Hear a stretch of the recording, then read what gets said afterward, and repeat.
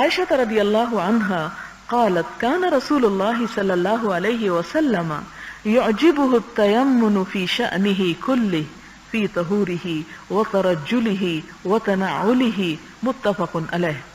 حضرت عائشہ صدیقہ رضی اللہ تعالی عنہا سے مروی ہے، فرمایا حضور صلی اللہ علیہ وسلم کو اپنے تمام کاموں مثلاً وضو کرنے، کنگھی کرنے، جوتا پہننے میں دائیں ہاتھ کا استعمال پسند تھا۔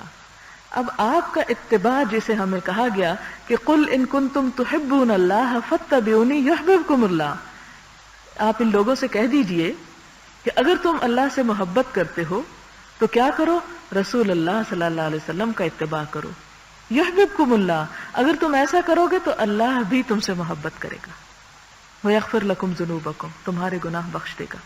لہذا اگر ہمیں اللہ کی محبت چاہیے، آپ کا اتباع کرنا ہوگا، اور آپ کا اتباع کیا ہے کہ جو آپ کو پسند وہی ہماری پسند، جو آپ نے کیا وہی ہمارے لیے سب سے زیادہ بہتر طریقہ۔ اور آپ کیا پسند کرتے تھے؟